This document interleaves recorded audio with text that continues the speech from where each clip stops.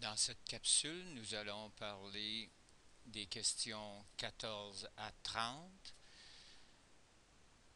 du module 3, première partie, portant sur l'anatomie de la bouche jusqu'à l'anatomie de l'estomac. Bienvenue à tous les utilisateurs et utilisatrices du cours en ligne de sciences et technologies du Collège Saint-Anne. Alors, comme à la dernière capsule, nous avions vu la dent. Alors, la question 14, identifier les parties de la dent. Donc, apprenez ça par cœur comme il faut pour être capable d'identifier un schéma. C'est sur cette forme que la question va être posée.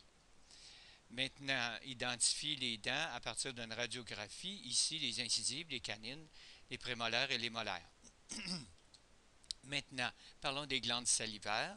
Il y a 3 glandes salivaires, les parotides, les glandes parotides, les sublinguales, ça veut dire en dessous de la langue, et les submandibulaires, qui veut dire en dessous du mandibule, qui est le maxillaire inférieur ou la mâchoire, qui bouge. Maintenant, voici l'identification. Le numéro 1, les glandes parotides. Le numéro 2, les glandes sous-maxillaires ou submandibulaires. On l'appelle comme ça aussi. Et sublinguales. Maintenant, la quantité de salive produite par les glandes salivaires, c'est environ de 1 à 1,5 litre par jour. Ça sert à quoi la salive? Question numéro 19. Bien, ça nettoie la bouche, ça dissout les aliments pour qu'on puisse les goûter. Ça participe à la formation du bol alimentaire, une bouchée qu'on avale, et ça contient l'amylase salivaire qui va faire la transformation chimique de l'amidon en maltose. Maintenant, parlons du pharynx. On dit, comme l'illustration du numéro 21 le montre, que le pharynx est un carrefour. Carrefour de quoi? Des voies respiratoires et digestives. Le bol alimentaire, la bouchée et l'air passent chacun leur tour. Voici les identifications des parties. Donc au numéro 1 ici, fosse nasale. 2, le bol alimentaire qui est là et qu'on le retrouve de ce côté-là aussi. La luette, le pharynx, l'épiglotte qui est la trappe qui ferme l'entrée de l'air, le larynx, la première partie de la trachée où l'air va passer, et enfin le numéro 7, l'ésophage, où est-ce que la nourriture passe. Voyez-vous ici, là, passage de l'air, les 2 trappes sont ouvertes, et passage de la nourriture, les 2 trappes sont fermées. Maintenant, quel est le rôle de la luette? C'est de fermer l'arrière des fosses nasales pour empêcher les aliments de remonter dans le nez lorsqu'on avale. Puis la même chose pour l'épiglotte, son rôle aussi, c'est de fermer le larynx. Hein? C'est la valve du bas pour empêcher les aliments d'entrer dans les voies respiratoires lorsqu'on avale. Maintenant, l'ésophage. L'ésophage, c'est le conduit qu'on retrouve entre le pharynx et l'estomac. Son rôle, c'est de conduire les aliments du pharynx, de la gorge, jusqu'à l'estomac. L'estomac, elle est composée de quelques parties. Donc, on voit sur le schéma ici l'arrivée de l'ésophage. Et en E, le duodénum, la première partie du petit intestin.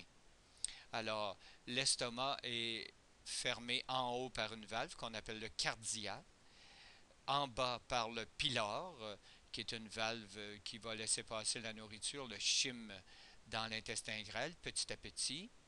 Alors, C, on appelle ça la partie principale de l'estomac, le corps, qui est composé de 3 couches musculaires.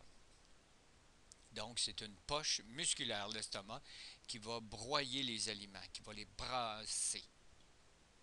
Maintenant, si on regarde les 4 capsules ici, les 4 parties du schéma, la paroi de l'estomac, vous voyez, les couches dont je parlais tout à l'heure, les 3 couches musculaires de l'estomac, et on voit ici comment les glandes sont formées.